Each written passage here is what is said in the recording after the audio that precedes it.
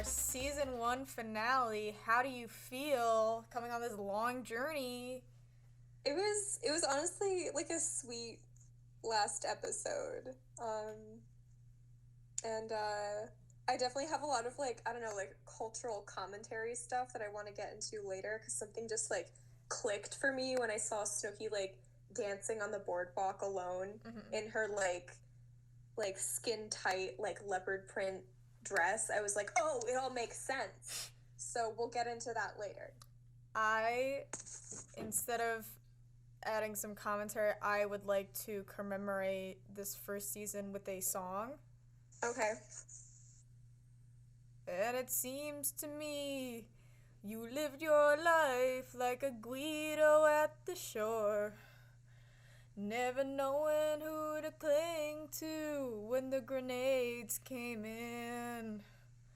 And I would have liked to know you, but I wasn't a Guido. The Jersey Shore, long before your legend ever did. So, thank you. I hope we don't get sued by Elton John. If we do, he's just jealous, I guess. The other thing that I was a little shocked by was Danielle in Pauly's bed. No, they weren't in Pauly's bed. They were in the smush room. They were holding hands. And they were holding hands in the smush room. That's how you get pregnant. Yeah, Sammy keeps saying, like, why did this happen? Like, everyone's, like, so confused. They're like, can't believe they arrested him. I can't believe whatever. The only one who actually has a good take on it is King Vinny. I think he says something of, like, he did something stupid, now he has to pay for it. While everyone else is just kind of being like, why? He didn't do anything. It was self-defense, when he literally ran to the guy and knocked him out, which is the opposite of self-defense. That's self-offense. Or that's just offense. I don't know. Offense. Assault. Yeah, I think that's a good way to put it. Assault. And, like, Ronnie getting out of the jail, his reaction. Yeah. He didn't have, like, any remorse at all. He was like, I was just controlling the situation. And then later on, he's like, I don't regret that I did it. I regret that I got caught. Which is some, like, evil villain, like, mentality, honestly. Yeah, exactly. Like, I just, like... Because it's like, you know you're being recorded as well. I was talking to my friend, Juliana, our resident Italian, and I was like, I feel... like there's like the Italian triangle, and it's like Tony Soprano, The Situation, and Andrew Cuomo. Right? I feel like that's the scale of all Italian men. Well, what did your actual resident Italian have to say to that? She said she was deeply offended, I'm gonna be honest, but it's Italian phobic. Yeah. We would also as I would say honorary Italian Americans, we would like to disown Mr. Andrew Cuomo. Yeah. He's a scumbag. And his nipple piercings. I don't care how many nipples he has pierced. Okay, he's a scumbag. Yep. Okay. Also, having serious conversations on the duck phone is always very, very funny to me. Yep. And I wrote the sentence, imagine getting diagnosed with cancer on the duck phone. Oh, God. Is this in reference to, when they have to speak to the police? Yeah. And then also, when Ron gets out of jail, you can see him with a paper bag, and, like, there's a drink in it. And I'm like, is he immediately drinking?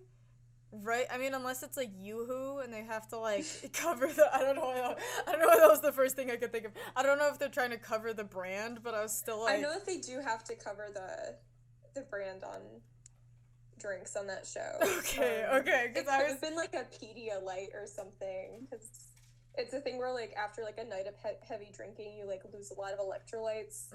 So a way to, like, recover from your hangover faster is either to drink Pedialyte or Gatorade. It just really looked bad in the moment when Ron was getting out of jail because of an incident that was partially brought on by drinking. And then he steps out and he's got, like, the like, stereotypical, like, paper bag over a bottle. Yeah, there's this stuff with, I don't know, Snooki and Keith, and it was just, like, I don't know, like, I don't even understand why she's what upset. Her reasoning was, because it seems like he didn't get her message and he was at work. Yeah. So even if he had gotten the message, he couldn't come because he had work. And she's like, you're ignoring me. Like, you're an asshole. Yeah. I think it's just like this man works. I have to assume that Snooki was like has been burned in the past, which is kind of evident by her reaction with the ex-boyfriend. Yes. So I feel like she just, like, immediately jumps to, like, the worst conclusion, and, like, she's more comfortable cutting it off herself than, like, potentially being burned later down the line. Yeah, it just comes off as, like, I don't know, kind of childish. Yeah, the whole Snooki arc of this episode is very, like, bizarre, and actually Snooki's whole arc of the season is kind of bizarre. Yeah. And it very much points to the fact of, like, how kind of, like, genuine Jersey Shore is. Because if you look at the narrative, like, if you looked at Jersey Shore as, like, a TV show, right? And if these were, like, not people with free will, the arc you would kind of be, for the first season at least, would be Snooki is an insecure girl, and she's not quite grown up yet, and then throughout the season we would see her gain her own independence and come into her own, you know, and at the end of the series she would be like, oh, I don't need a man, and she would move past that, right? But then in this episode, she kind of has that development a little bit, but then it's immediately negated by her making out with Mike, the most misogynistic man on the show, in the hot tub. Because he's it like, he reminds me of, like, the arc of, like, a lot of the characters on The Sopranos, honestly. Oh my god. Because that's what happens on The Sopranos. You think, like, oh, like, AJ, like, in the beginning, he's kind of, like, a doofus, and, like, immature, and, like, isn't, like, man enough to join the family business, but, like, throughout the seasons, like, he, like, learns responsibility and gets better, but it's like, nope, that doesn't happen. And you also have, like, Christopher, who, like, Tony's kind of, like, grooming him to, like, take over after him. And he just gets, like, wrapped up in, like, the drugs and the women and just, like, doesn't really come back from it and never really matures. And I don't know if this is a spoiler because the show's been out for a while, but it's, like, that does happen on The Sopranos. Like, this is real, just, like, true, like, Italian television. Yeah, it's like, well, also, again, I haven't seen The Sopranos, so correct me if this is wrong, but I know this because there was a joke about it on BoJack Horseman, I think. But The Sopranos ending is also kind of like a subversion, like it's like a non-ending. I also wrote difference between Gorilla and Juicehead? ? Because like there's the part where the Juiceheads come out, right? Or is it gorillas? And Jenny's like, the gorillas are here, and I was like, but I thought the gorillas were always here, or was it the Juiceheads that were always here, and then now it's the gorillas coming in? I mean, I have in my notes the quote, "It's Gorilla Central out there, get the fuck up, Juiceheads everywhere." So she kind of uses it interchangeably there. Interesting. Yeah, and then Snooki's, like, in bed, and she's going, like, you're lying. Almost like JWoww saying, like, whoa, like, I just saw, like, a celebrity outside. Like, I just saw James Franco out on the boardwalk. I just saw Jared Leto at Starbucks on our school field trip. Exactly. And so, like, Snooki's like, no way, you're lying. And it's like, you live on the Jersey Shore. Like, if there was any one place for Gorilla Juicehead Guidos to be, it would be right outside your door. I love how butthurt Mike gets. But he gets so upset, and he's like, thin is in, he kept saying. Yeah. And I was like, you're not, like, he just can't stand anyone not complimenting him for, like, 2 seconds. And I wonder if it's kind of, like, because obviously Ronnie's a little more, like, hulked up than him, and Sam ultimately chose Ronnie over him. I wonder if it's, like, he's making the association. Yeah. Then this is the first time they actually go to the shore, and the whole shore show. Yep. I think my favorite sound bite of this episode was Vinny saying boogie board. I had to, like, pause and rewind. He said boogie board. Can you do your best Vinny impression? Mm-hmm. No, can you do it? Can I do it? Yeah, say boogie board. Boogie board. We're gonna bring some boogie board to the shore. Yeah.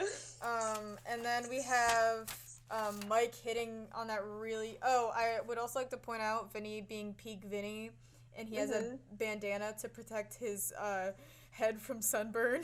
Oh, yeah. It's and, like white. I don't know. It's kind of sweet. I wonder if his mommy made him pack that. She did. She's like, Vinny, you don't want to get a sunburn on the shore. What is that accent? That's his mom's. That's Sicilian. Vincenzo. You gotta wear your bandana to the beach. That's more Transylvania. I want to suck your ron juice. And then after Snooki has her argument with Keith, she dances on the boardwalk, and you said you had, like, a breakthrough? Yes, I had a major breakthrough. So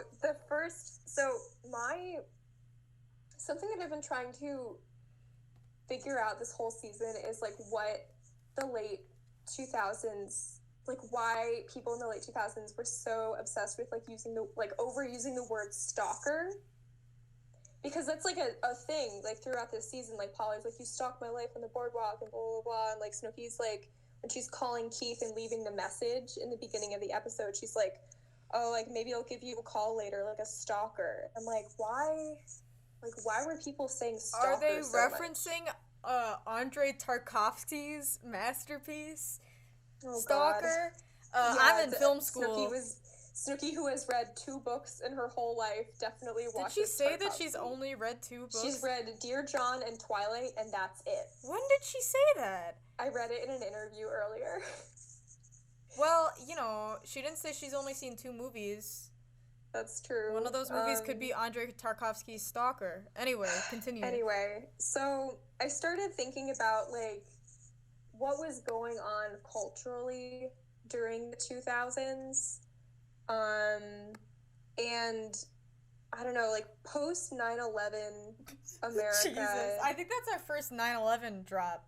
Yeah, just, I don't know, like, growing up in the 2000s was just so wacky. Mm-hmm.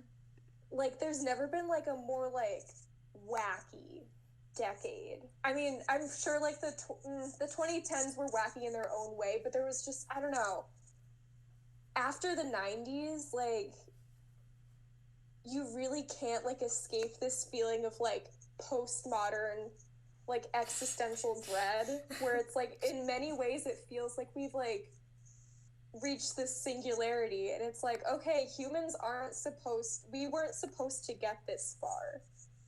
And we're coming to all these, like, I don't know, realizations about, like, the way that our government works and, like, how the economy works and stuff like that. And you're really seeing, like, I don't know, like, the darker side of, like, human nature with, like, true crime. Like, everybody was talking about, like, Casey Anthony, talking about OJ. There's, like, a lot of mass shootings that happened in the 2000s. John Bonet. I think that was 90s. And horror movies get, like, a lot more dark. Like, you have, like, Human Centipede, Paranormal Activity, Insidious, and it's, like people called it, like, torture porn. Like, things are just, like, getting, like, really, really dark, and people are realizing, like, I don't know, like, humanity isn't, like, as inherently good as we thought we were. And just, like, specifically around 2008, 2009, you had the Great Recession, which happened, like, the year earlier, and people are still recovering from it. Unemployment is still at 9% in 2009. Wow. That is a staggering number. We had sure it's higher than that now. What's up? I'm sure that's higher than that now. Yeah. We're in these 2 like seemingly endless wars like Iraq and Afghanistan. Like Bush technically starts to pull people out of Iraq in 2008, but the soldiers don't like leave all the way until far into Obama's administration. And people are really just like, I don't know, like coming to realize like my country doesn't like care about me like the way that I thought it did. Like people are just like really, really disillusioned, and like culturally like the pop music and like the fashion is just like very, very like ugly and like garish. Like you've got like over the top. Yeah, like you've got like the Black Eyed Peas topping the charts. You got 308. You got Uncle Cracker. You got Turn My Swag On. LMFAO. Yeah, well, LMFAO was like 2010. Well, so, no, like, the theme song is by LMFAO. Yeah, but I don't know, like the popularity, the very popular, our conception of what LMFAO is like more like 2010. Yeah, okay. That was like when I was a freshman in high school, but like when I was in middle school, like everything was just like so ugly and so over the top, and so like I don't know, I feel like a lot of millennial like young people's responses to that is just like, okay, I'm going to make my own fun because it seems like nobody else cares about me. Everything's going to shit. I might as well just like have a good time. And that's kind of like the combined like nihilism and hedonism of the Jersey Shore. Wow. Because it's just these young people who probably were directly impacted by the 2008 recession or knew people who were impacted by the 2008 recession. And they're just like, you know what, I'm just gonna party because it's like the world is like ending all around me. Like, why can't I just like have fun? And it's like everyone's like, oh yeah, everyone on the Jersey Shore is like so crazy, when it's like Jersey Shore is not the craziest thing happening in the world right now. Like all these like other like larger like worldwide events that are happening.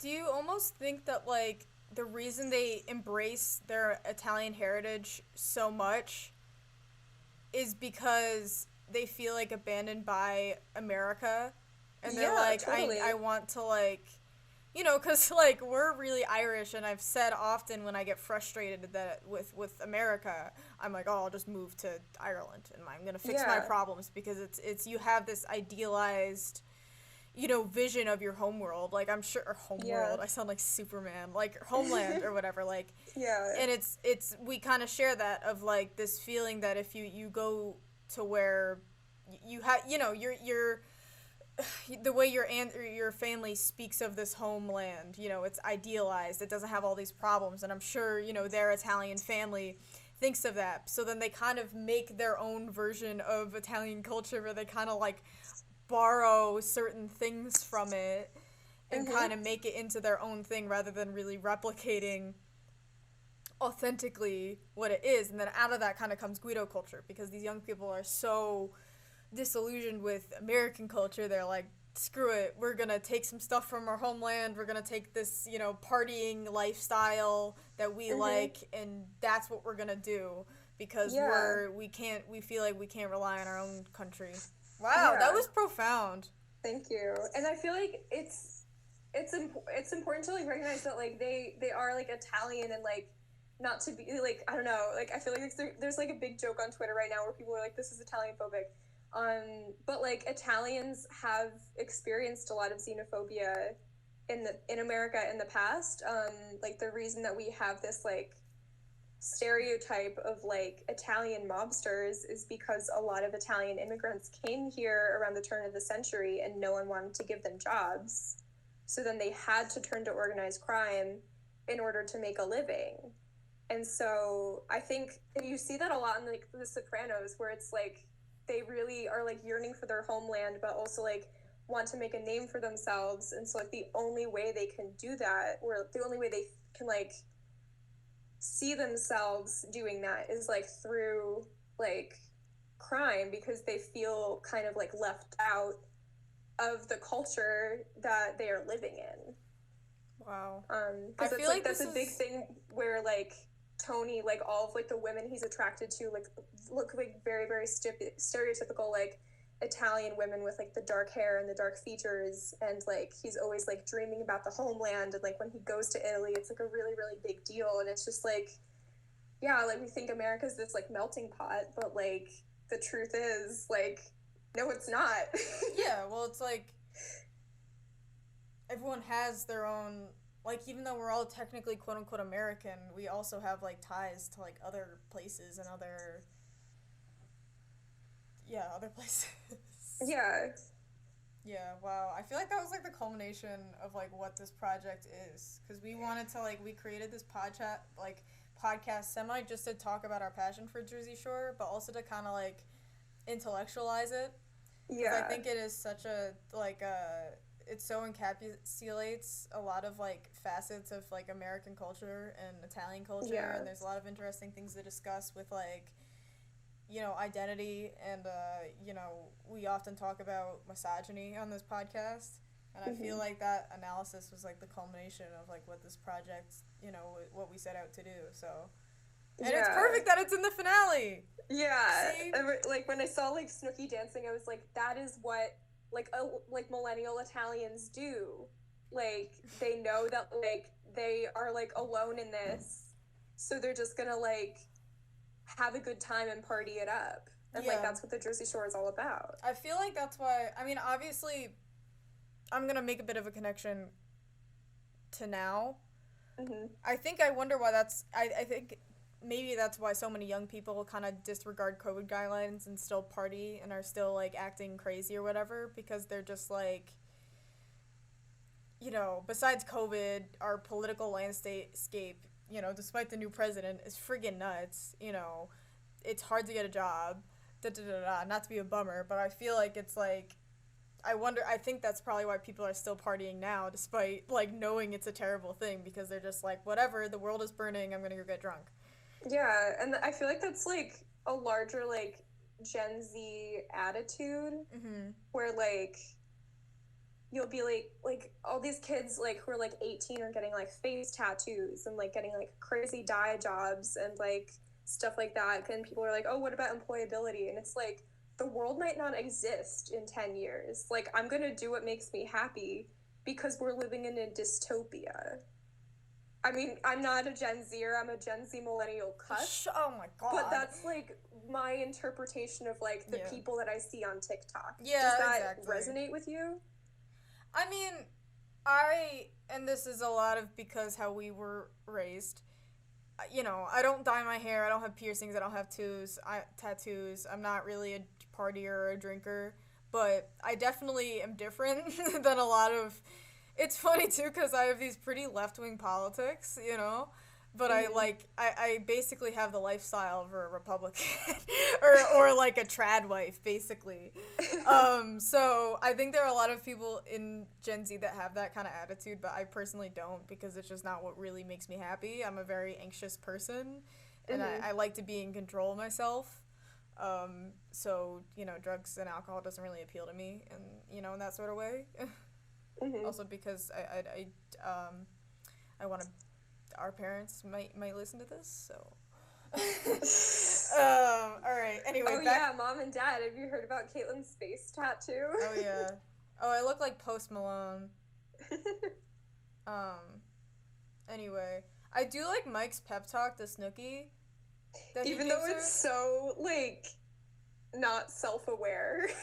Yeah, I think it's kind of sweet, though, because, like, well, at least the first half of it, I think it's sweet that he's just kind of like, hey, you know, like, screw that guy, you've got plenty of positive traits. Like, I don't know, I think it was, like, really nice, and it was, like, one of those examples where Mike is, like, using his, like, charisma for good, and then he immediately spoils, and I also love that he tells her, you know, I'm not gonna have a girl over tonight because, like, I want to comfort you. Like, his biggest sacrifice is that he won't get laid. And then he immediately, like, spoils this whole thing by being, like, making out with her in the hot tub. Yeah, I mean, it does kind of look like she initiates it, yeah. And then he also was like, I'm not gonna sleep with her, which I was like, I mean, that's kind of the bare minimum because she was really drunk, but, like, at least he knows, like, you know, he's not a total scumbag.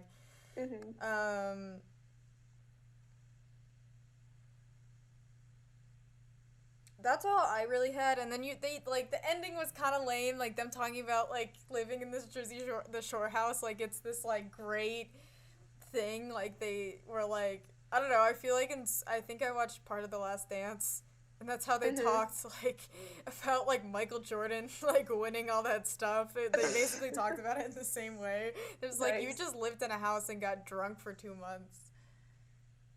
But sometimes Ronnie punched someone. I know, they're like, we conquered all of these, like, things, and it's like, you created all these conflicts. I mean, honestly, it would be difficult for me, because I'm an anxious person, and I don't, I need my alone time, so it would be difficult for me to be in that situation, but I think that's a me thing. So yeah, any closing comments? I mean, I said my big piece about, like, I don't know. That was beautiful. Recession era America, and also, like, the Italian American experience. With what little I know about it, because I've watched The Sopranos and 2 of the Godfather movies. Okay, well, we're gonna take, I think, a little bit of a hiatus, and then we will record season 2. So join us next time for Jersey Lore season 2, set in Miami. Oh boy. We got some... With the letter, and Angelina comes back. Lots of hijinks. So tune in next time, which will be an undetermined date. TBD. And you lived your life like a Guido at the shore, never knowing who the clay smushed to when the grenades came in.